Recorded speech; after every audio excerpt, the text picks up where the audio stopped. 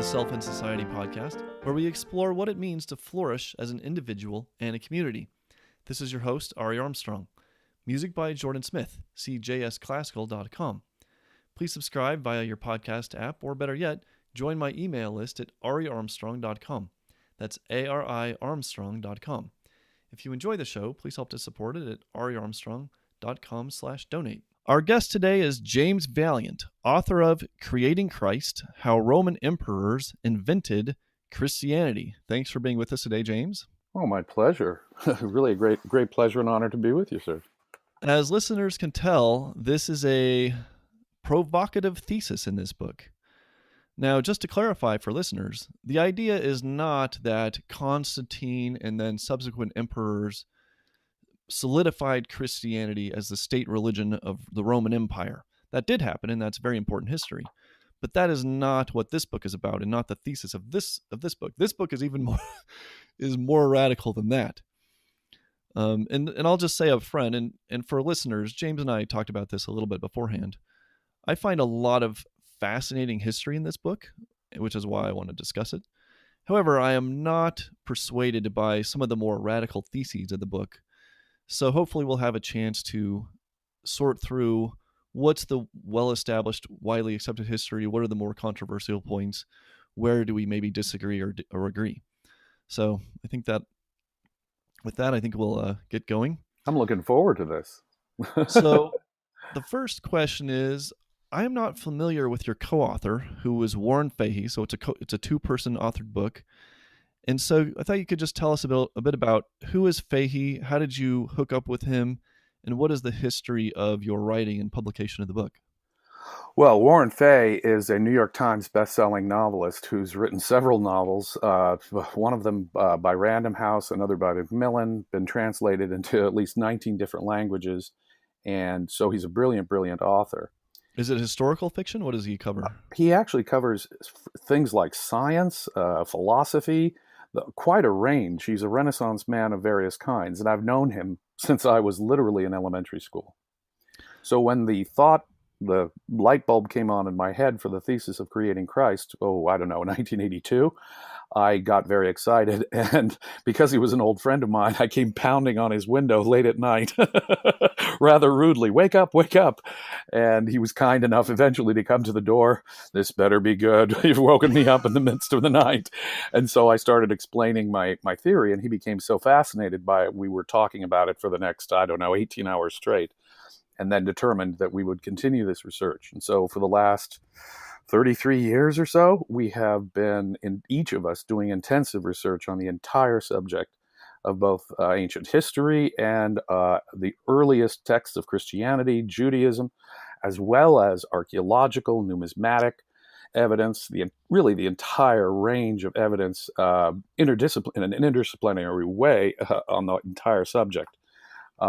Since the time that we came up with this thesis, several other scholars have come very close to saying what we've said. And so there appears to be an emerging school, an emerging consensus about this. Now, it's a minority school, to be sure. And as you point out, it's a very provocative thesis so far. But we are gaining remarkable adherence from various, very disparate scholars in the field, from Professor Robert Eisenman to Dr. Robert Price. And you don't get more diverse than that in the world of biblical scholarship, and both have been completely converted by our thesis, which we find quite astonishing and rewarding. But it really was a labor of love for both of us for over 30 years. Wow. And this was published 2 or 3 years ago? Yes. First, we sort of came out with a beta version, if you will, in audiobook and ebook editions. And that went so well, and the critical reaction went so well, that the publisher insisted we come out with hardcover and quality paperback, which is what we'd wanted to do eventually. And that is going very, very well as well. So have you found any additional research since the publication date, or anything that you would add, or is there a blog or anything like that anymore? Having spoken to various scholars, there are various things that I now wish we had added because there's such powerful support for our thesis. I was aware of it dimly, but I didn't quite realize the significance until speaking with these scholars to our work. So I have more to write on the subject for sure. Well, and just so you and listeners know, I will do a page of show notes also. And so I'll link to the books we're discussing and other topics. And if you have anything in particular, any article you've read or anything, I'd be happy to drop that into the show notes so that Oh, people thank you. can follow up. So you're not just a scholarly type of writer. You're not in academia, but you're doing scholarly type of work. But you used to be a prosecutor in California, right? Yeah, for about 18 years, I was a public prosecutor, a deputy district attorney in San Diego County. I did dozens and dozens of murder cases, rape cases, child molest cases, did appellate work. So basically, I'm a lawyer by training, but all of that forensic training and investigation proved essential to my work on creating Christ, which has been going on as long as I've been a lawyer as well. I also have a background in this a little bit. I have a degree in philosophy and history from New York University. Okay. Do you still practice law at all, or is that in the past? No, the work in law that I really loved was trial work, being in court, and the other aspects of law were not nearly so appealing to me. So a few years back, I had some health issues and sort of had to confront that I couldn't maintain the high stress work and still maintain my health simultaneously. So it kind of broke my heart because I loved that work very, very much, but I had to leave it. But the upside is it gave me the time to devote myself to this other passion of mine, a lifelong passion of mine, ancient history. Well, I'm glad that the turn worked out relatively well then. I wanted to go on a slight tangent here because it's relevant to both of our backgrounds, which is that I got to know your work first through your previous book, which is The Passion of Ayn Rand's Critics, which is a sustained critique of the biographical work of Nathaniel and Barbara Brandon, who were early biographers, if you can, I'll put an asterisk by that word, but they wrote about Ayn Rand's life. And from Ayn Rand's perspective, this was unfortunate because they had a major blow up in their relationship. And so to have the people who you have this serious schism with then write your first biographies is kind of unfortunate for Rand. But nevertheless, so that's how I first was introduced to your work. But it's relevant here because Ayn Rand is one of the most important atheist thinkers. She's not fundamentally atheist, but she is atheist in the implications of her ideas of the 20th century. So I was curious. So I was born into a religious family. So I grew up religious, deeply Protestant. And then partly because of Ayn Rand, I slowly converted into atheism. And I was wondering, did you grow up in a religious household, or was your household non-religious, or how did that work for you? Well, like you, I was brought up in a Protestant church, but my parents, I'd have to describe my parents as not particularly religious at all. I think that the reason why they took their children, including myself, to church and Sunday school, and it was a mainline Protestant church they took us to, was basically for the moral education. I don't think they were aware that there was any other place that their children would actually learn right from wrong. And in that state of moral ignorance, they took their children to church with the thought of teaching them that. So I became more religious, I think, than my parents did as a small child. If this was important, if this was philosophical, I was going to learn the truth. And so I studied as a very young person extensively Christianity and its theological and historical bases.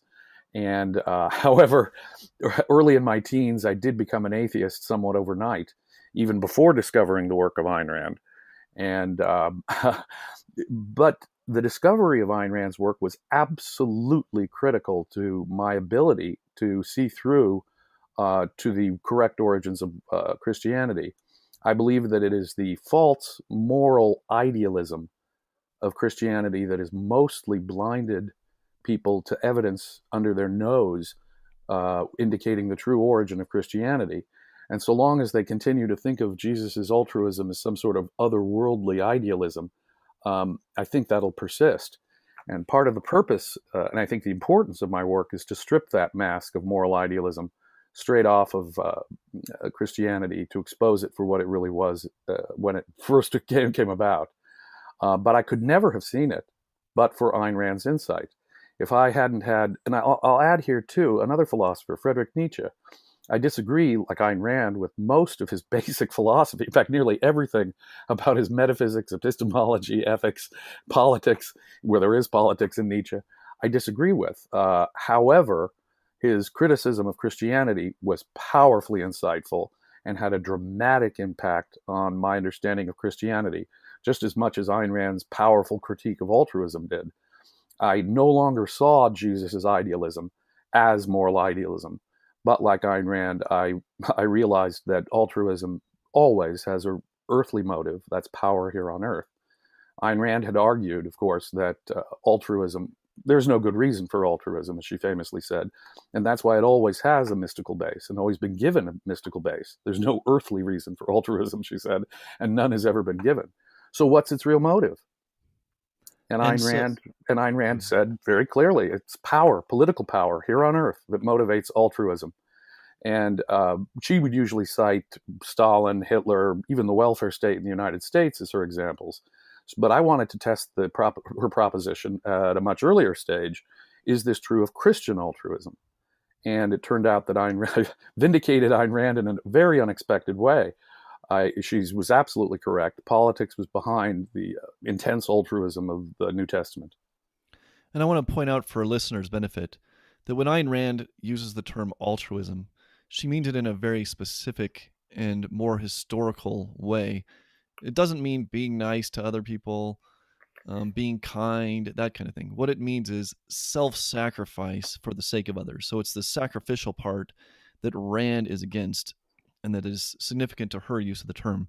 Precisely. So it's the notion of true self-sacrifice, true self-immolation for some great, allegedly greater cause, as opposed to the genuine benevolence between human beings, which Ayn Rand saw as a perfectly selfish thing.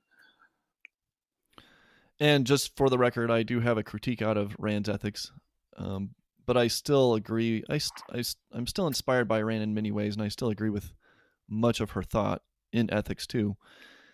Now, you mentioned Nietzsche. I was interested near the end of your book. You talk about a German philosopher. I think his name is Bauer. Yeah, Bruno Bauer. And I was wondering if you might want to say a couple words about who he was and what his influence was on Nietzsche in terms of his views of Christianity. Well, Nietzsche had a huge impact, obviously, on atheist thought and what people don't realize, even on Christian scholarship. Bruno Bauer was a student at the University of Hegel, no less, and a friend of Hegel's. And he, in turn, was a teacher of both Friedrich Nietzsche and Karl Marx. Interestingly, Bruno Bauer himself, his most famous work, Caesar and Christ, is really one of the first instances of scholars questioning whether there was a historical Jesus at all. But he was really the first person to approach this topic of, was New Testament Christianity something of Roman provenance? And he basically saw the Roman Hellenistic basis, the pro-Roman basis of Christianity with great clarity. Now, unfortunately, he was a terrible, vicious anti-Semite as well. And I think that has colored the way people have looked at his scholarship and dismissed some of its insights. He was a nasty anti-Semite, unlike his student Nietzsche, by the way. But Bruno Bauer himself had famous debates with the leading biblical scholars of his own time, such as Strauss, and later scholars, such as Albert Schweitzer at the turn of the 20th century, praised his work in biblical scholarship even above that of people like Strauss and the mainline biblical critics. Historians, I think, are now coming back around to appreciating the work of Bruno Bauer, and they're able to separate out his vicious, unjustified views from his powerful historical insights. I think you mentioned that his works are not in print. Are they available online, or? Well, I think now, in just the last couple of years, a decent translation has been done. When we finished our manuscript originally, I was unaware that in the last couple of years, a decent translation from the German into the English has finally been done. And can you imagine? It's been about 150 years since this important work on Christian scholarship and the origins of Christianity has been unavailable to international scholars in English and other languages. So it was very important to get a good German translation of it. And apparently it is available now at Amazon and online.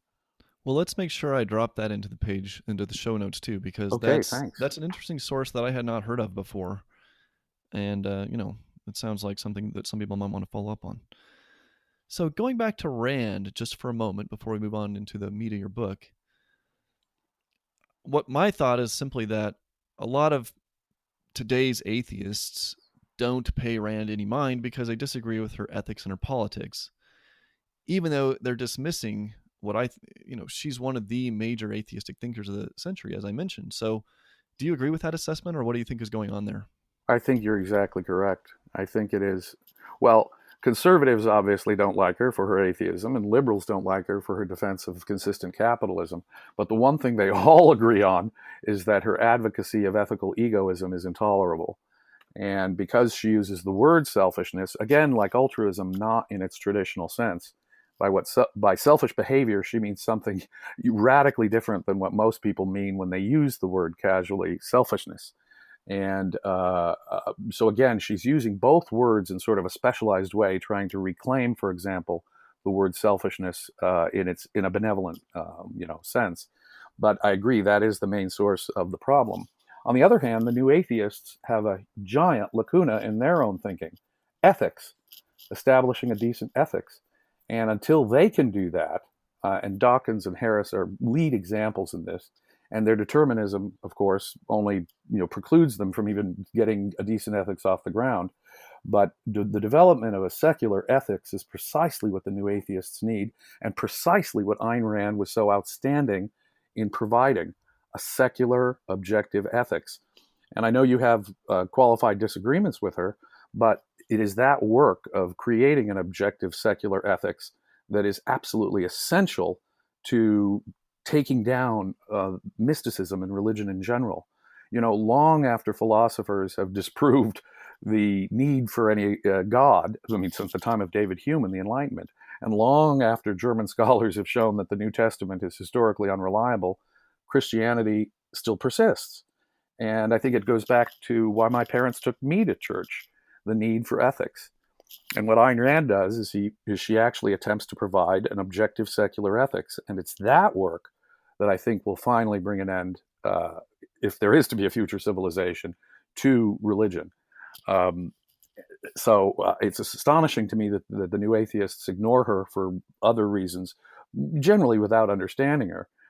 What Creating Christ does is it takes it a step further, and it says the moral idealism of Christianity itself is fraudulent, is bogus, and not to be trusted. I do know that two of the so-called Four Horsemen, Christopher Hitchens and Sam Harris, have had a few quite negative things to say about Ayn Rand, Oh, yeah. and I don't think either of their sets of comments are warranted. I think that they're both unfair.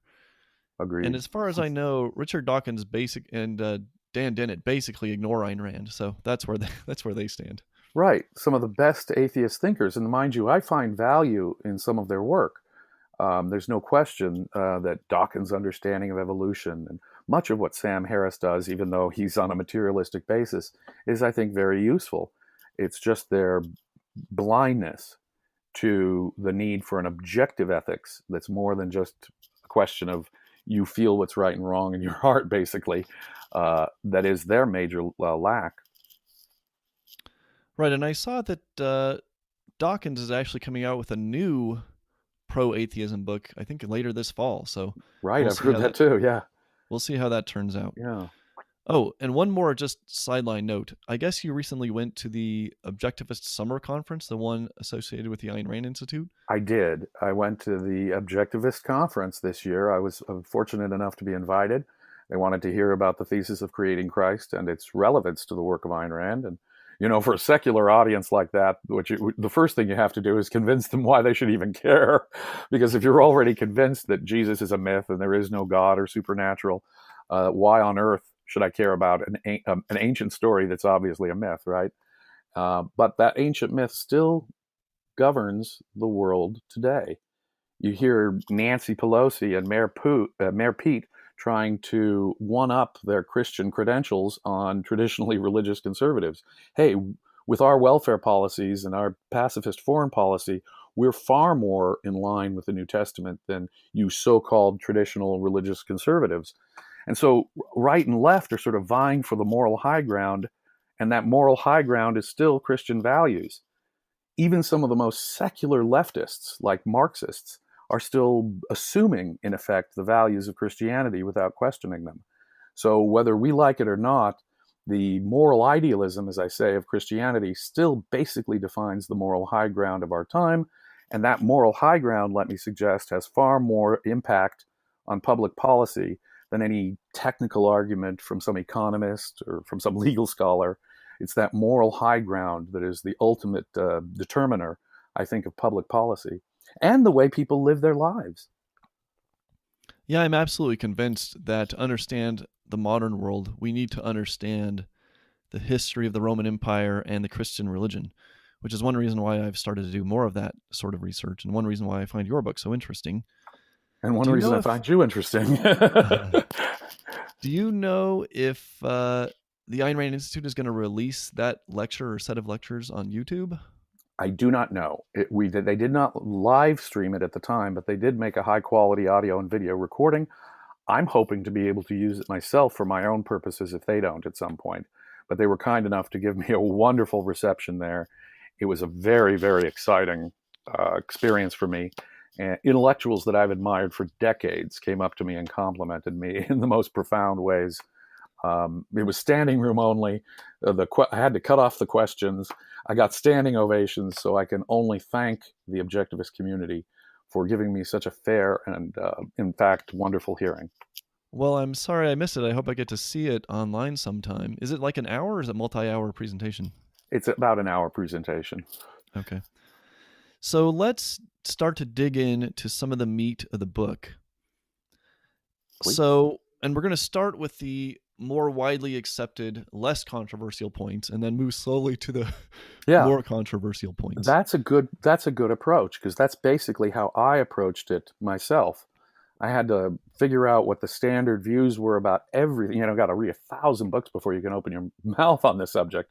And I had to figure out what the standard scholarly views are and why they are that. And that is precisely what led me to my conviction that I'm dead right. Well, because the way I look at it, there's sort of a weaker thesis, which is that Christianity was profoundly influenced by the Roman Empire. And I think that thesis is demonstrably true, like overwhelming evidence to show that that's true. If you just read the New Testament, you mean in a cultural and philosophical sense. That's been well established. Right. That really has. In recent decades, that I think has been pretty conclusively established. There's no way you can read the New Testament without reading Plato and Stoicism. Greco-Roman philosophy is all just dripping all over the New Testament in a way that you wouldn't find normally with contemporary Jewish writers. So it's some of your more precise ideas that are more controversial. But let's start with some of the basics. So to me, the most important thing to understand reading your book about Christianity is that it arose in a period of intense strife between Judaism and Jerusalem and the Roman Empire. So I was hoping you could spend a few minutes to set the context for us. Oh yeah, that is the critical context that sets the entire framework for what we're about to discuss.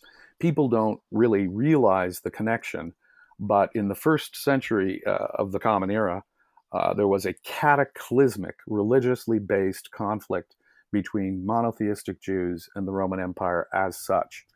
The typical Roman policy of integrating the religions and the cultures of the people they conquered into their own was one of the great ways in which Rome achieved such enduring stability. They had a multinational empire that lasted for many centuries, unlike most of the empires of the ancient world. And the reason for that endurance and success is because the Romans followed a policy of tolerance, more than tolerance, an active integration of the foreign cultures that they came into contact with. The most famous example perhaps being the ancient Greeks, whose deities they just sort of adopted almost one for one with their own, and identified one for one with their own deities, using a foreign religion to help justify their own political legitimacy. A great example of that is the first Emperor Augustus. And the poet that worked for him, Virgil, wrote this book, the Aeneid, based directly on Homeric works. He takes a hero from the Iliad, perhaps the oldest instance of Greek literature, Aeneas, and he uses the form of Homer's Odyssey to describe this epic journey that, basically copying Homer, you see, this epic journey of this Greek hero to Italy, and very much a la Odysseus' journey. But Aeneas lands in Italy, becomes a king, and becomes the legendary ancestor of, well, Augustus, the emperor, the first Roman emperor, and the guy that Virgil happens to be working for. So while the Aeneid is perhaps the greatest Latin poem that ever existed, and great art on its own, it's also both political and religious propaganda. And you can see both of those forces working throughout the Aeneid, when Virgil waxes poetic about the glory of the Caesars and their descent from Aeneas and the Greek goddess Aphrodite, who became the Roman goddess Venus. But you can see the Romans doing this with various other cultures. First century Roman coins will show an emperor on one side and the Egyptian god Serapis on the other, or Isis and Serapis on the other. They did the same with religions from Phrygia, which is today, or Lydia, which is today in Turkey, or they did it with gods from Syria. In fact, they did it with foreign gods as far away as Parthia. Mithras became a Roman deity too. So what we have is a Roman penchant for adopting and absorbing foreign religions, making them their own to help the legitimacy of the emperors who have just conquered these foreign people, utilizing those foreign religions to help the legitimacy of the conquered peoples. Now, in the case of the Jews, this was a policy they could not easily follow. Jewish monotheism made it impossible for Jews to sort of cross-identify that deity with the pantheon of Roman polytheistic deities. And Jewish monotheism by that point had reached such a level of sectarian intensity that any idol worship, any visual representations of the divine were considered a deep sin. As you read in the Ten Commandments back in the Jewish Mosaic Law. And even foreigners in the religious sites, right? Absolutely. In fact, when you would go to do animal sacrifices at the Jewish temple, you couldn't use pagan money, which typically had Roman emperors' images or pagan god images on them. And so the coin itself was considered pollution. So at the temple, you'd have to exchange the foreign money for pure Jewish money just so that you could purchase, say, the Passover lamb that you'd need to sacrifice at Passover. Hence the money changers. Hence the money changers. And so strict was this Jewish sectarian view that remember, there was no separation at this time between religion and politics at all. And so very much like today's Muslims believe that Sharia should be the actual governing law of the land, so Jews in the first century believed that the Mosaic law must be the governing law of their own people. And that was, for most Jews of the time, impossible within the context of being obedient to Roman law and subject to Roman law. The very Roman presence there was pollution as far as many Hebrews were concerned in the first century. They also had, of course, in Hebrew literature, prophecies about a coming deliverer and a Messiah. And in their history, they'd had many messiahs. Only they were all earthly messiahs who'd led the Jews to political victory over their opponents. And because of Jewish monotheism, none of these messiahs was or could be a god or a god-man. That is obviously offensive on the face of it to Jewish monotheism. So Jesus represents in the New Testament a radical change from that attitude. Nonetheless, it was these messiahs who claimed to be were the rebel leaders of this religious war between the Romans and the Jews. This religious war went on throughout the Roman Empire. There were violent disturbances in Alexandria, Egypt, for example, between Jews and Gentiles, which got the attention of the Emperor Caligula as early as around the year 39 or 40 of the Common Era.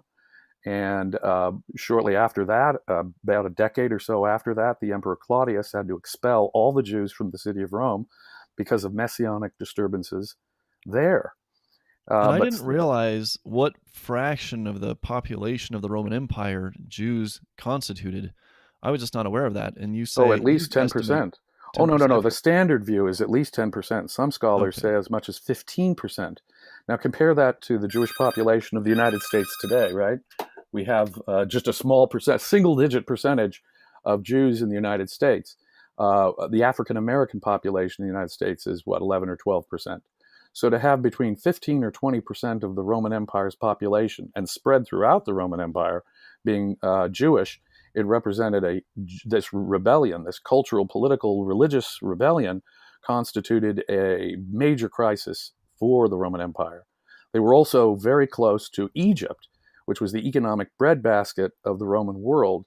Any political threat there would have been the most serious political threat that the empire could possibly face.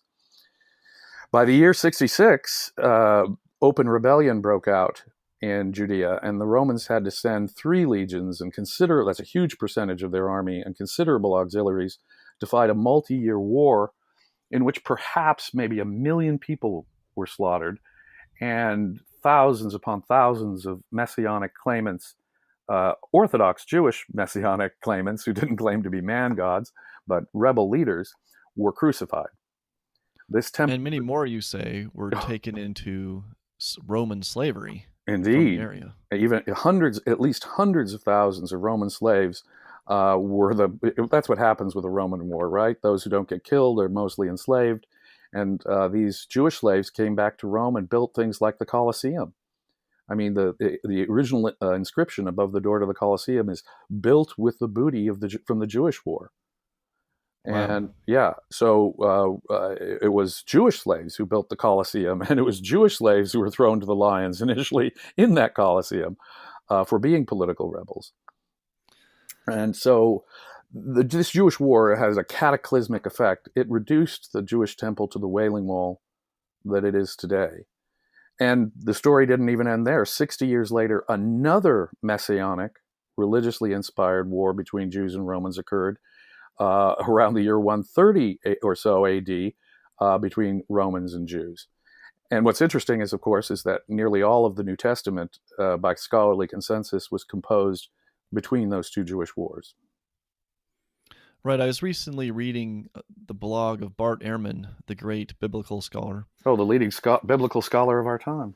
And he was saying that he used to think the Gospel of Mark was written maybe 68, 69. I believe that's what he said. Right. Common Era. And then he's more recently come to think that it was written, I think he said 72, 73. Yeah, he's found better sense there.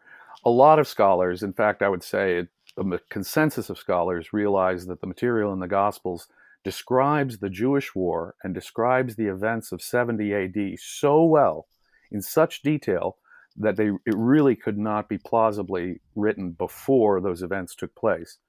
The first century Jewish historian, Flavius Josephus, tells us many specific details which are echoed in Jesus' alleged prophecy of that event.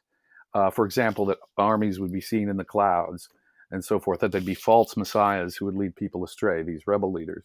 And there are a number of other little details. The temple would be so destroyed that not one stone would be left on another. This level of detail suggests to most scholars that the first gospel, Mark, was written shortly after the Jewish war.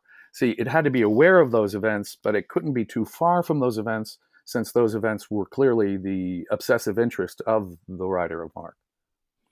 So I want to circle back around in a little bit to the men who led the Roman troops against the Jewish people and who destroyed the temple, because that's very important to your book. Yes. But first, I want to go to the more general point that Christianity, just based on the New Testament. So recently I reread some of Paul's early letters and the Gospel of Mark. That Christianity is profoundly pro-Roman in certain ways. It is profoundly What way isn't it? What way isn't it pro-Roman, I would ask? Well, it's not every line is about the Roman Empire, but where it discusses in a way it it's is positive. In a way it is. But it's every also line. I would suggest to you, Ari, that every single line of the New Testament, with the possible exception of the letter of James, which we can talk about, which I think was a Jewish militant document. But apart from that, I would say every line feeds into the same overall purpose of reshaping the theology and politics of Jewish messianic belief into something pro-Roman, to assimilate Jews into the Roman world and to defang all the political ambitions of the concept Messiah. And so it's sort of an odd thing because it's coming out of Judaism and out of the Judaic tradition, and yet it is radically rebelling against this traditional or law-bound Judaism that was prevalent at the time. Precisely. And in fact, it goes further than that. It radically changes the entire conception of Messiah. Instead of being a political leader or an Orthodox religious leader, he turns into a critic of Orthodox Judaism and an advocate of peace, who says that his kingdom is not of this earth. With a little assist from Plato, he removes the political ambitions of the Jews and their Messiah to another dimension altogether. And this idea that Christianity upended the Judaic conception of the Messiah, that's very established in standard Christian theology. I'm wondering if you would want to say a word about Paul, the Apostle Paul's war with the law-bound Jewish Christians over whether Christians had to follow the law, because that's also an important piece of the puzzle. Absolutely critical. Obviously, one of the principal motivations for the entire religious war that the Jews were fighting against the Romans was their belief in the Mosaic law. Being Torah orthodox and a strict believer in such things as kosher diet, circumcision, strict Sabbath observance, all the distinctive features of what we identify as Judaism, right? The adherence to that Mosaic law was obviously the motivation for Orthodox Jews to rebel against Rome, along with these messianic prophecies. And so to turn the Messiah into an unearthly man-god is a profoundly paganizing thing, and that's what Paul is doing. He's saying, one, circumcision and kosher diet do not matter. Since the death and resurrection of Christ, Christians are, quote, freed from the law, or at least certain aspects of the Mosaic law, and that is one of his major arguments. In genuine Pauline epistles, such as his letter to the Galatians, Paul goes so far as to say that in Christ there is no Jew, there is no Greek, there is no male or female. So what he is saying is that this new message is open to everybody, whether or not they had previously been by birth a Jew, or whether or not they adhered to the Mosaic law, which were basically, you had to follow one of those two conditions to be a Jew. And if you're not following the Mosaic law or having been born a Jew, in what sense are you a Jew? Paul opens the gate wide open and says that in Christ there is neither Jew nor Greek, no slave nor free. So Christianity is literally open to everyone in a way that Judaism had never been open before. And he's shattering basically simultaneously, all at once in a sweeping fashion, every distinctive feature of the Mosaic law off the map. Now, on the other hand, as you observe, it's clearly still an ode to the Jewish God and only addressed to those who are interested in worshiping the Jewish God.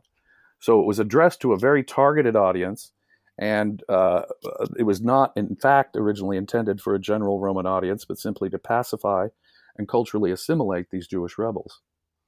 It's clear to me that Paul, take another one of Paul's earliest letters, his letters to the Romans.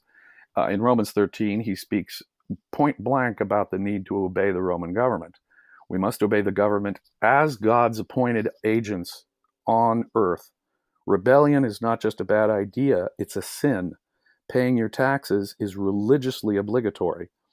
Now, you may recognize this doctrine. It's the divine right of kings, right?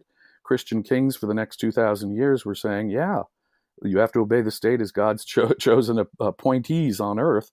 L'état c'est moi, said Louis XIV, because I'm God's appointed agent on earth and therefore an absolute monarch. Ironically, obviously, the founding fathers had much the worst biblical argument to the Tories, who were absolutely right.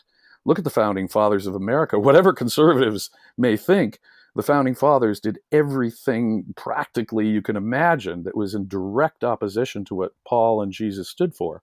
A tax rebellion? They didn't turn the other cheek. They didn't obey the state as God's chosen opponents. And George III was a pussycat compared to Roman emperors of the first century, like Caligula and Nero. So the founding fathers of America were anti-Christian, if the New Testament is our standard. And as you point out, there are numerous passages in the New Testament exhorting Christian slaves to obey their masters, and that being God's will for them to do so. Ironically, the Messiah, extraordinary paradox indeed. And this touches on a wider paradox that I think is really hard to reconcile with any other theory but my own. Jesus is supposed to be the Messiah, the king, the earthly leader who saves the Jewish nation from its foreign oppressors. Instead, he himself models slave behavior by washing the feet of the disciples, to their shock and amazement, because they're expecting this earthly Messiah, like all other Jews of the first century were. But Jesus makes it clear to them that the first in this world, or the last in this world, should be the first in the next.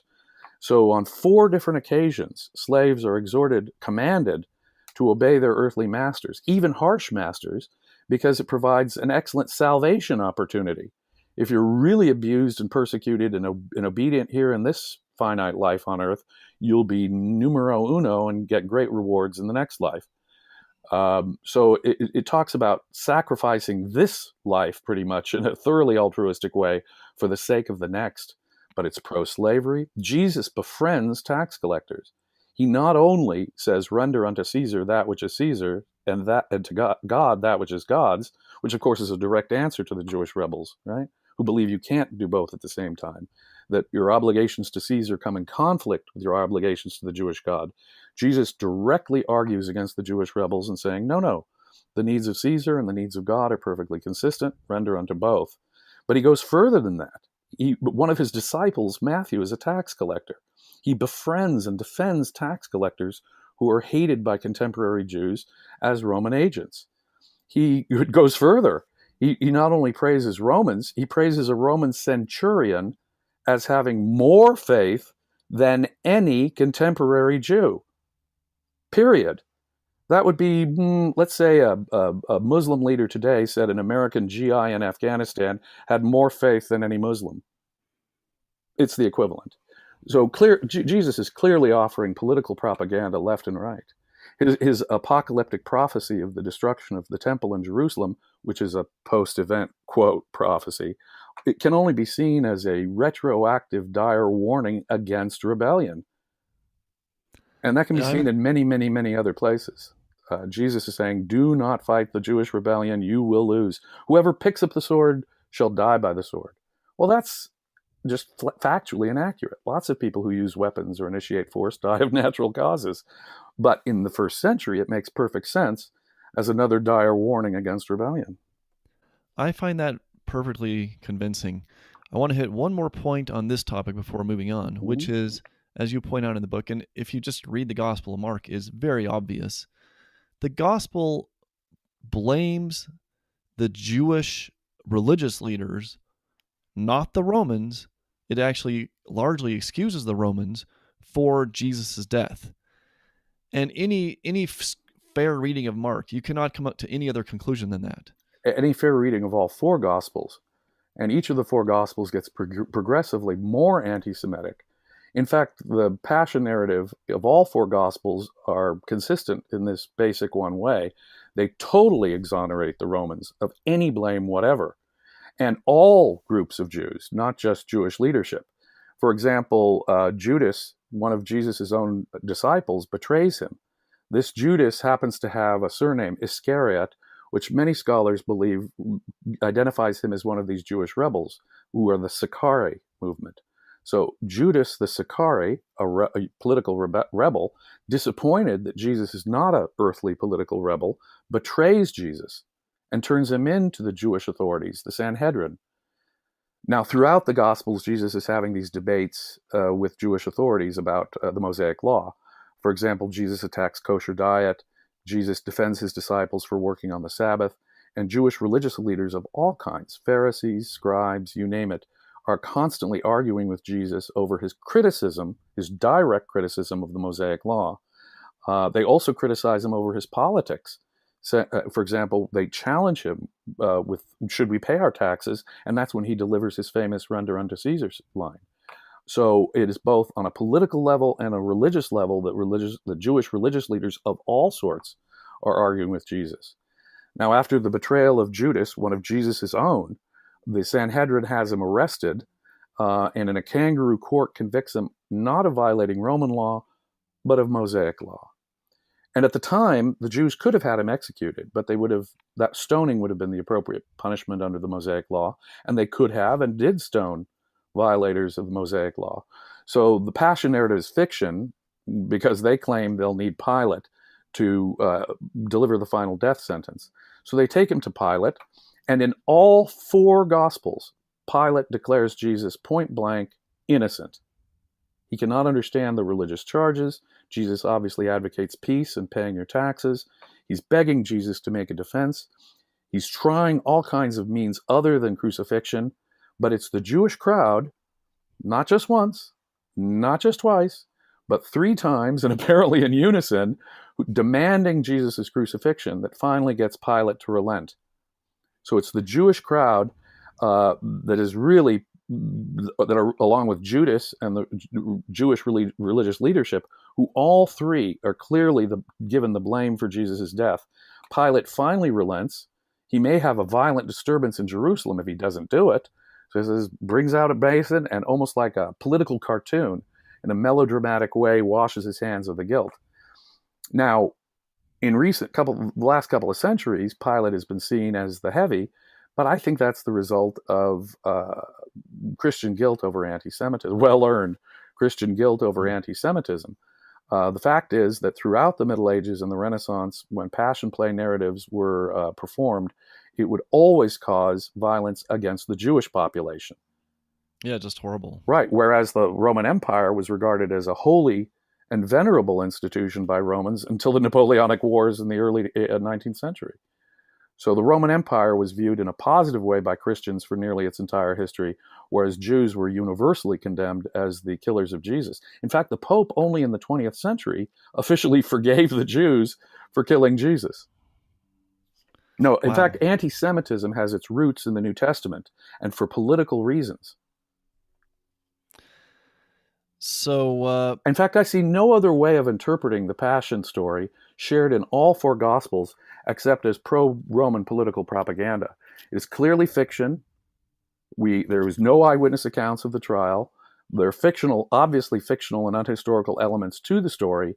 It's really just designed to blame the Jews for killing Jesus and thus justify the Roman war and defeat. well, I think you're right, the theory you give in the book, which is that the Christians were stuck with the fact, or at least the tradition, that the Romans had killed Jesus. And so they had to come up with a way to exonerate the Romans and blame the Jews, even though the Romans are actually the ones pounding in the nails. There's 2 ways of looking at that. We don't take a stand on whether there was a historical Jesus. If the first thing we need to do is say, and what I wish a lot of scholars of ancient history would do more frequently, is say, I don't know. And the truth of the matter is that when it comes to a historical Jesus, it is such a vexed question, and there are so many good theories on both sides that we simply avoid the topic. And it's really a relatively unimportant topic. The Jesus of the New Testament, on the other hand, he is the Jesus that influenced history, and he can be dissected. His theological and political motives can be understood, and those are kind of inescapable in my view. Well, as a side note, I know Bart Ehrman does have a book out arguing that the historical Jesus did exist. Right. I haven't read the book, and so I think he's probably right, but as you say, it's... Well, that's it's just an argument from authority, isn't it, Ari? You're accepting the authority of the great Bart Ehrman. Bart Ehrman is a great authority, but his argument here is weak. Even he acknowledges that if there was a historical Jesus, he had to be Torah orthodox. We know that Paul was the innovator there. Otherwise, Paul would not be arguing as he does with the existing. For example, in his letter to the Galatians, Paul condemns all previous Christians, all previous apostles, allegedly the apostles who might have known Jesus, for being wrong about the Mosaic law, for being wrong about the nature of Jesus. So that and other evidence highly suggests that all the Christians, so-called Christians, before Paul were Torah orthodox. This, of course, would make a hash out of the Gospels presentation of Jesus, where Jesus appears to be a Pauline critic of the Mosaic Law.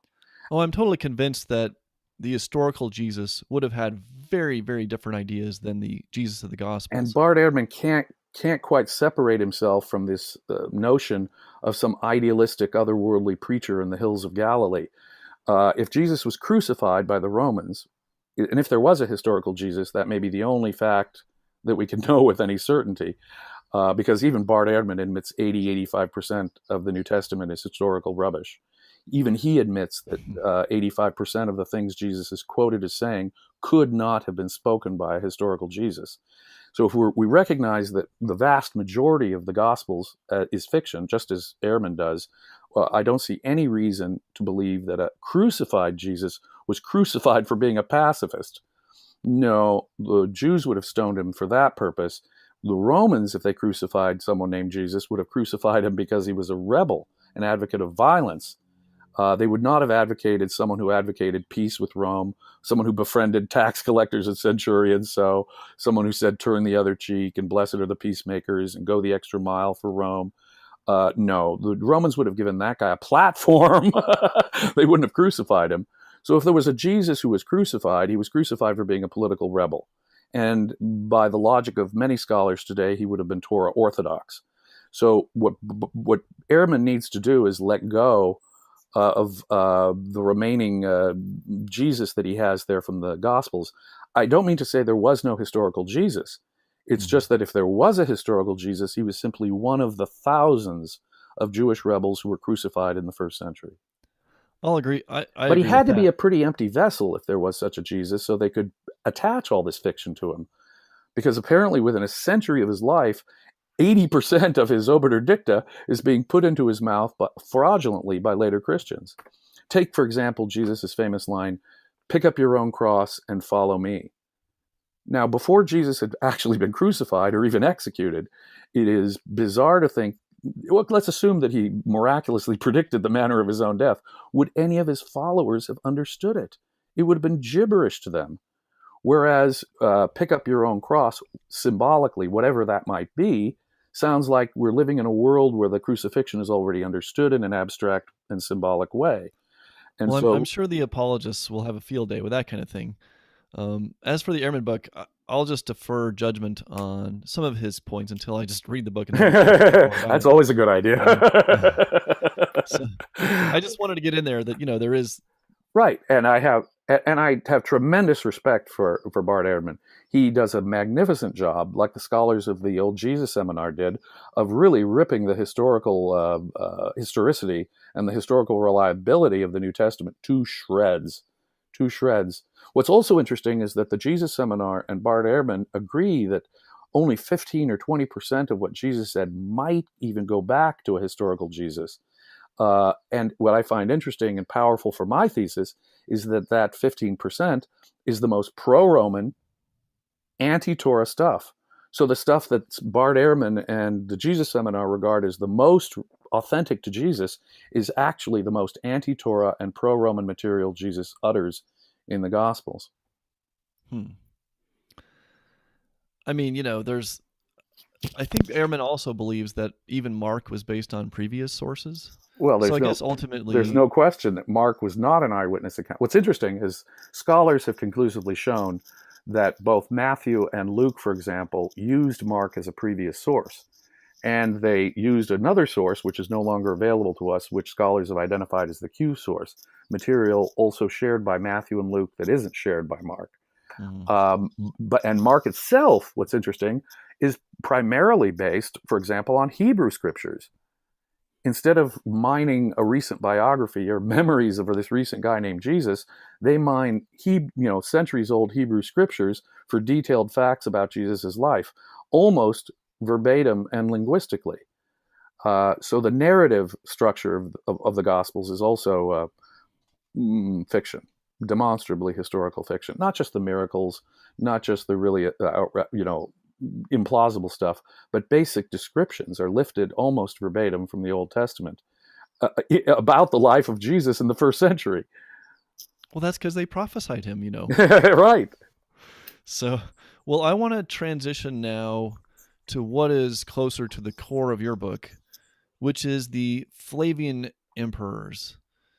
So, and this goes back to the Jewish-Roman War.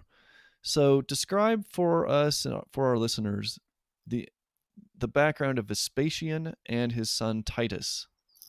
Okay. The Roman Republic had, in the first century BC, broken down. A series of civil wars changed the Roman constitution from being an oligarchic republic ruled by certain aristocratic families in the city of Rome into a monarchy, an empire. And the first emperor, Augustus, did some religious innovations to support that, including the development of an imperial cult.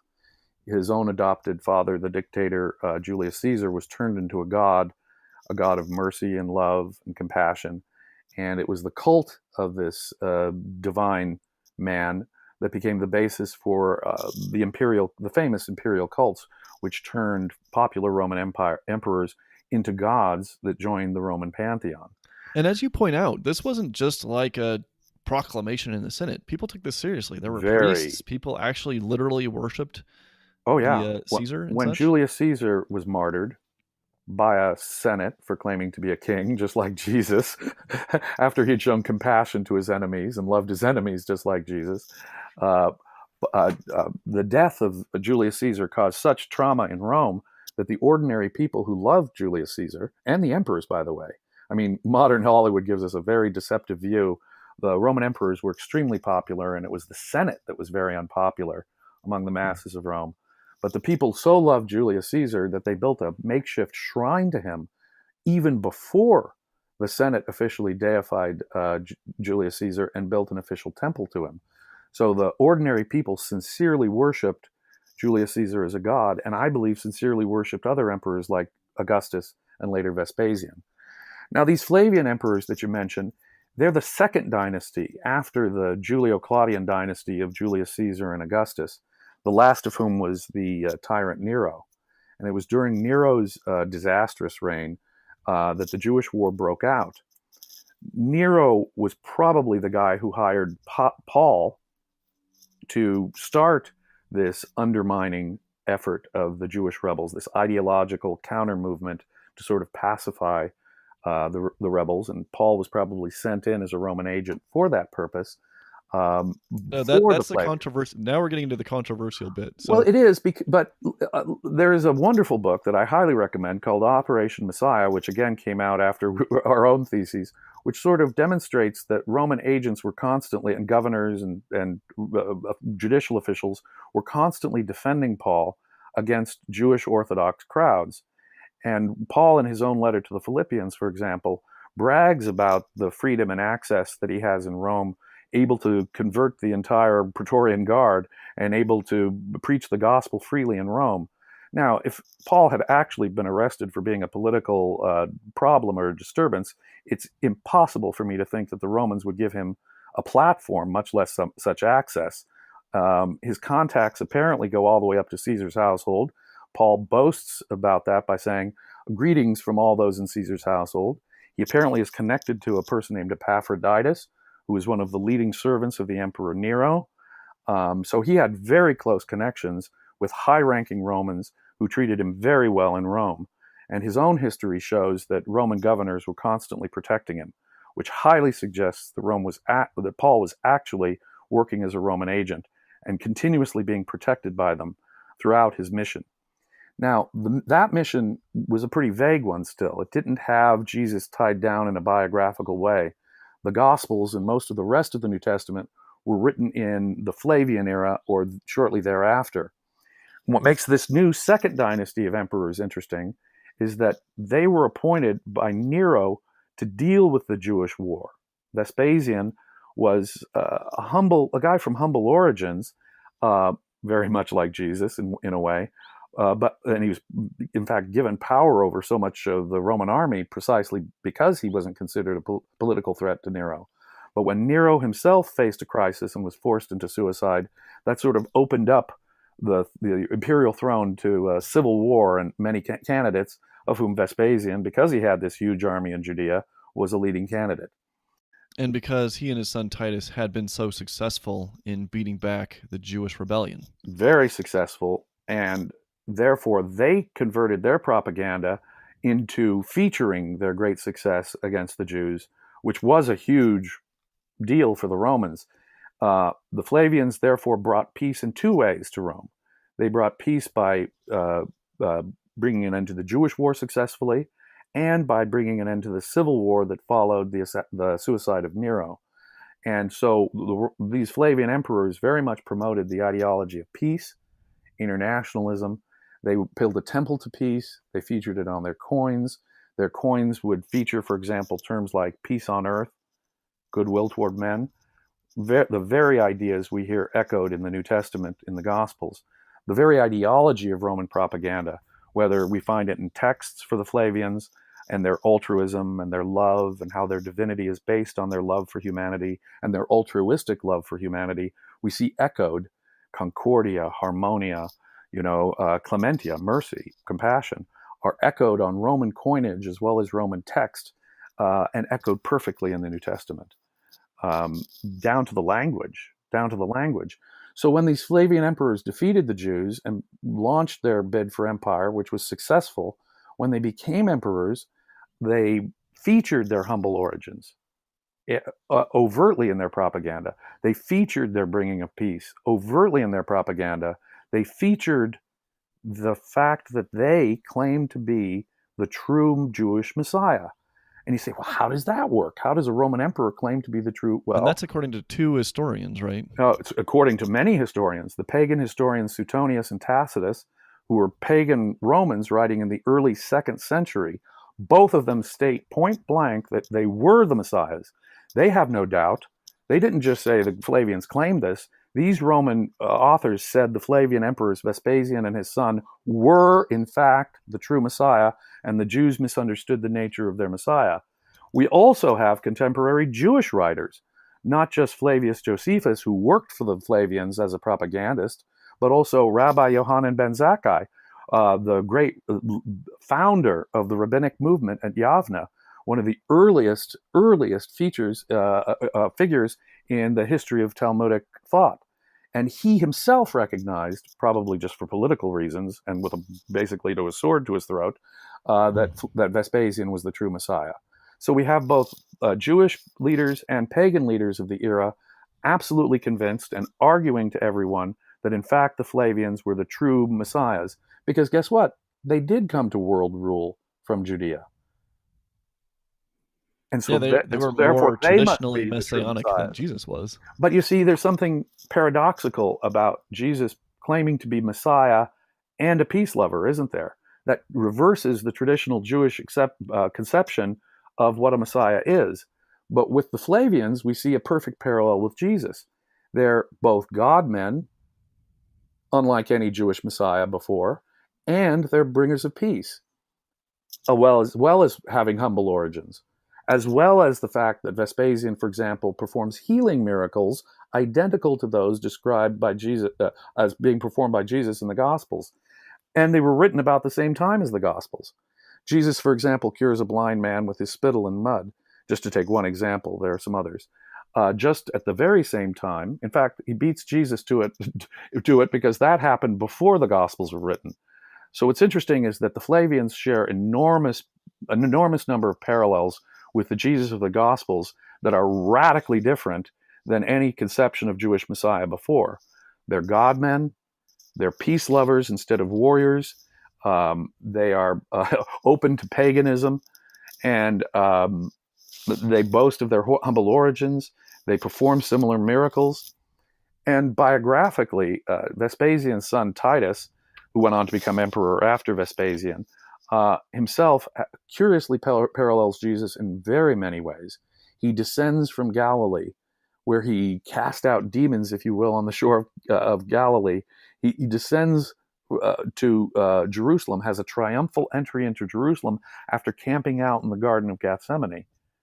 And then when he enters Jerusalem, he destroys the temple, very interestingly paralleling Jesus' own attack on the temple.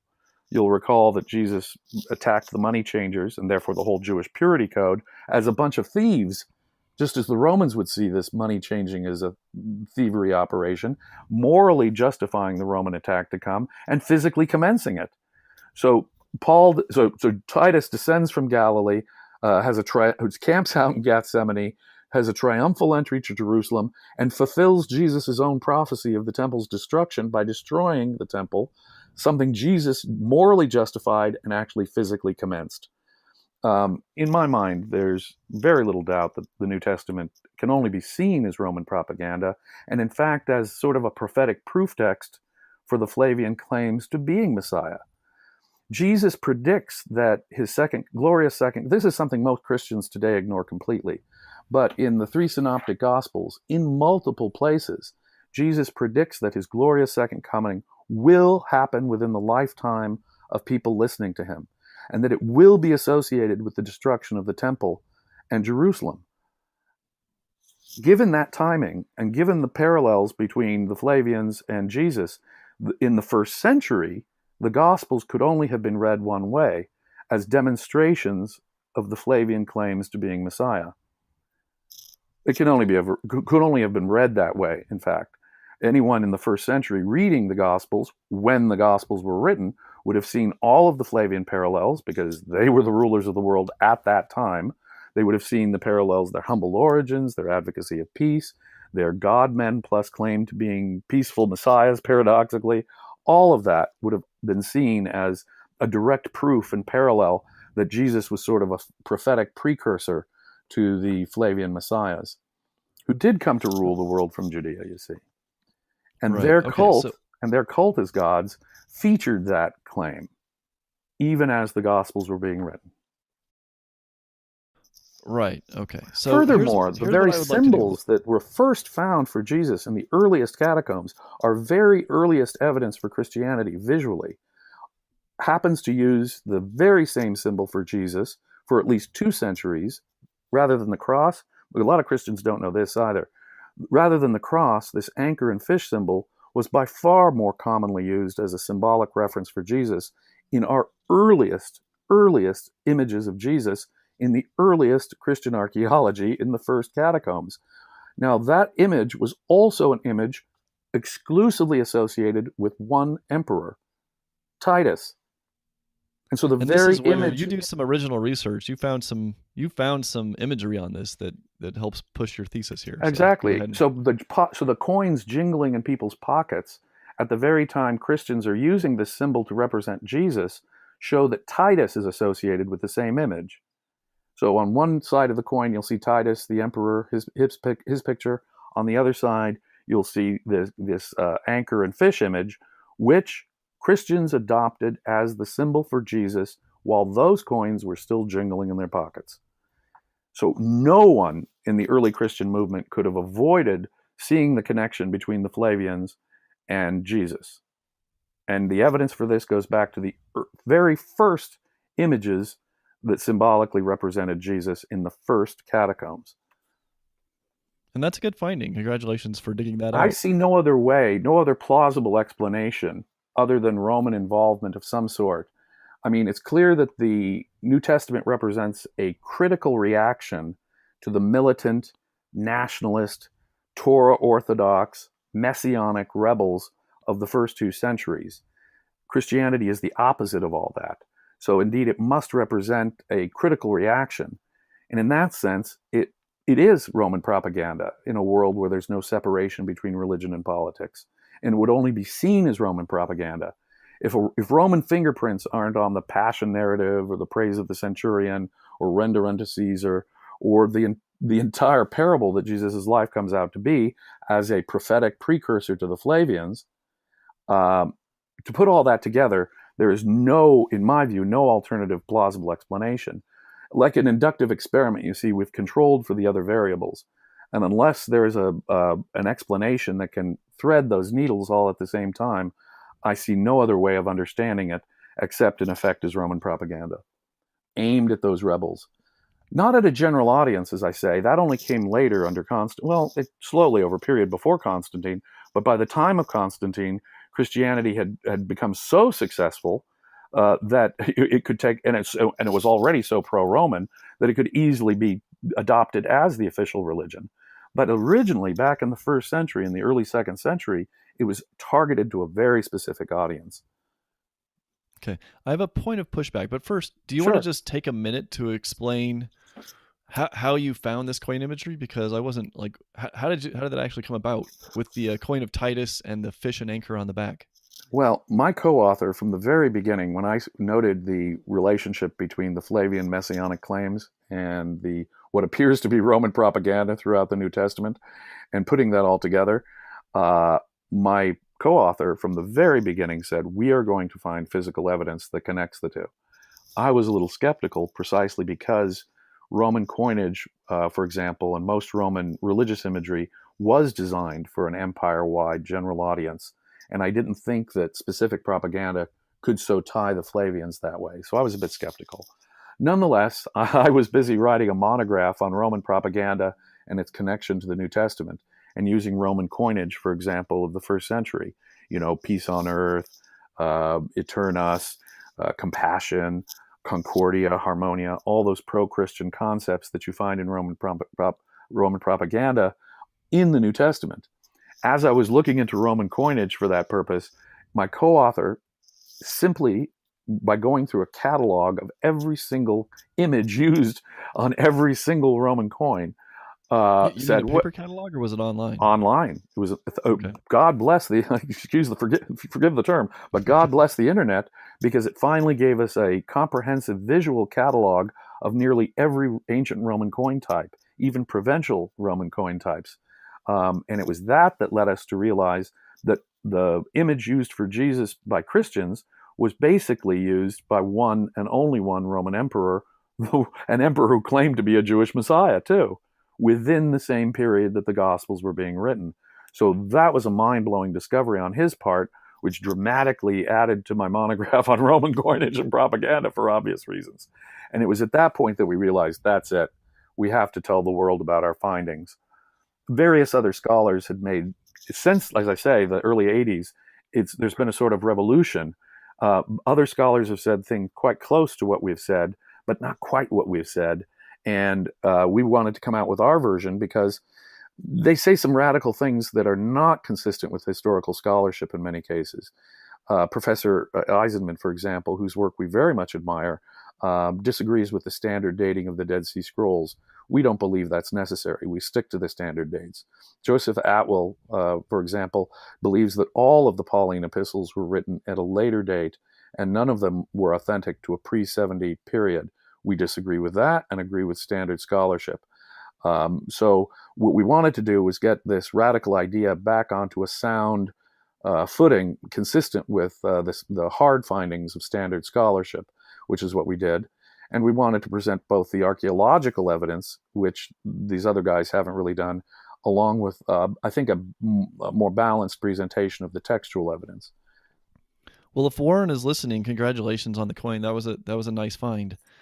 Yes. I would like to take just a few minutes to do two things: to summarize your essential controversial thesis, because this is going to sound surprising to a lot of people. So I just want to communicate to our listeners, yes, you probably haven't heard this before. No, this is not standard thinking in the area. So yes, it's different.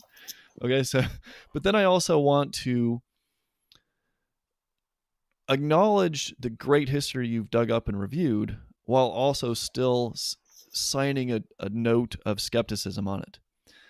So here's my summary of what you're doing. You can do more than a note. Hammer me. Come on. Okay. So you're saying that Christianity in the 1st century was predominantly an intentional creation of the Roman government in order to counter the rebellious messianic faction of Jews.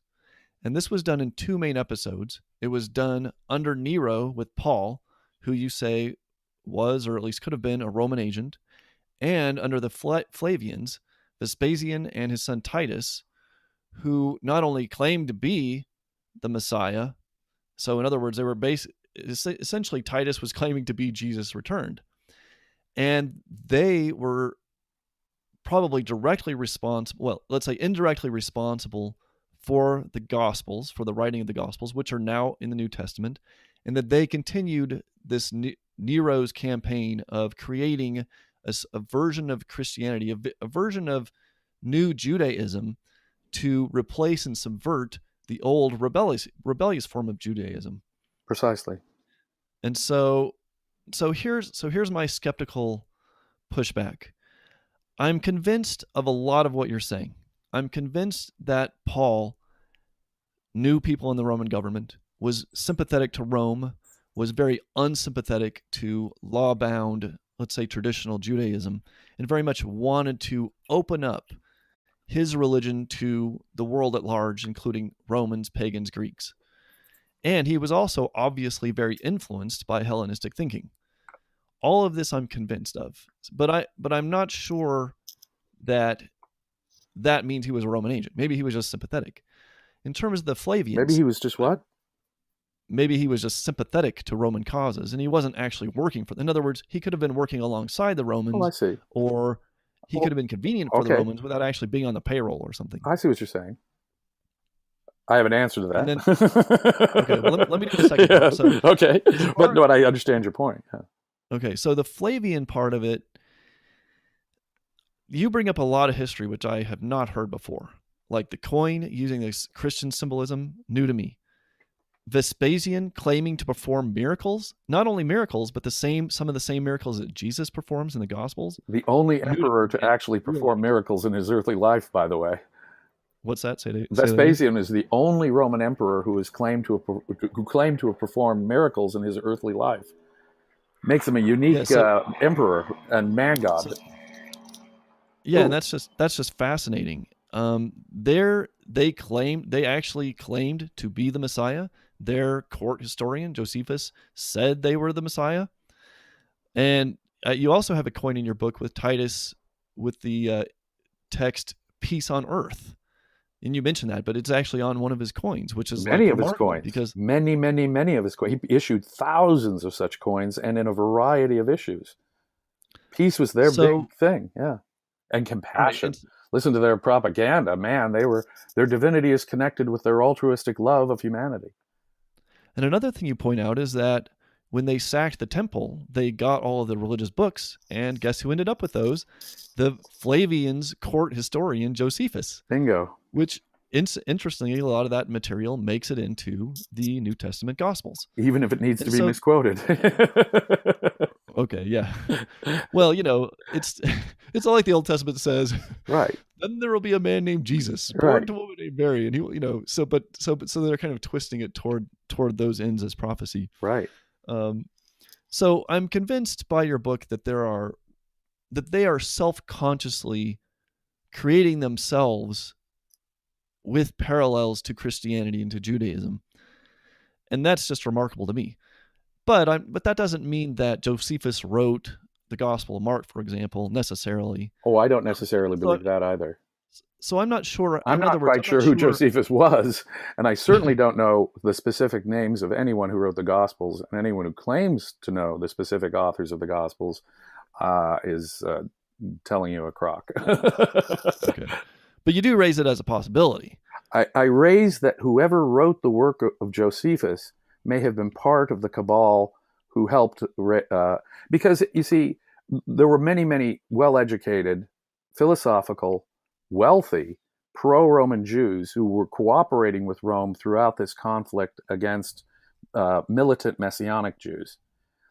And those are the people who, however we want to configure it, were probably the people, because they're the ones, people like Josephus or Titus's many Jewish friends. In fact, he was himself a fiancé of a Jewish princess, and because of political reasons couldn't marry her. That's how closely connected the Flavians were with high-ranking intellectual Jews. And it's these intellectual Jews who would have found a non-kosher, non-Torah orthodox form of Judaism very, very convenient. They would be the ones to find a pacifistic pro-Roman form of Judaism very, very convenient. So I believe that it was those Jews, whoever they all were, who in some form or fashion were the main authors because they were experts in Jewish history and law, and they wanted to convince as many of their compatriot Jews to go with the Roman program as possible. And it's this close connection between high-ranking Jews who would have found Christianity very, very convenient. See, what happens in Christianity are things which are otherwise really unexplainable, Laurie. Messiah is not an otherworldly concept to most Jews. Messiah is a very this world concept about political rule here on earth. It is only Christianity that removed the Messiah to another dimension via Platonism. And it is only Christianity that made Jesus into a man god like Roman emperors. And at the same time, this paradoxically militant concept of Messiah is being fused into this Platonic, pro-peace, pro-Rome Jesus. And that is absolutely unique. You'll never find it anywhere else. And that uniqueness is shared by only one other group of people, the Flavian emperors. They too were God-men. They too had a spiritual Platonic existence beyond their own. They too were advocates of peace. They too were humble messiahs and the true kings of the Jews. Combining those paradoxical elements simultaneously in history, uniquely in history for the first time, is no accident. Go further. All the aspects of traditional Judaism, and you can imagine Judaism losing, in its liberal form, one bit of kosher lifestyle after another, perhaps in a piecemeal fashion. But what we have in the New Testament is a sweeping, simultaneous eradication of every single thing that makes Judaism distinct. Kosher diet, circumcision, strict Sabbath observance, animal sacrifice, pagan, graven images, right? The symbolic representation of Jesus, the political nature, the earthly nature of Messiah, and what the prophecies of Messiah mean. This man God is being grafted onto it in an extremely pagan way, and a way convenient to Roman emperors.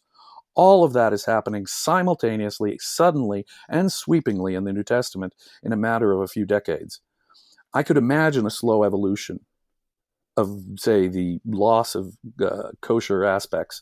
And I could imagine Hellenistic Jews, there were Platonic Jewish thinkers like Philo, whose family, by the way, were close friends of the Flavians, who were integrating the philosophy of Plato with Jewish thought.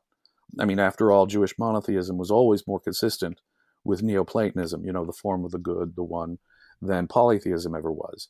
So, I see a natural development that could have occurred, but that natural development was disrupted radically at the time of the Jewish War. And in a sweeping, simultaneous, turn it upside down on its head, the concept of Messiah was thoroughly turned on its head.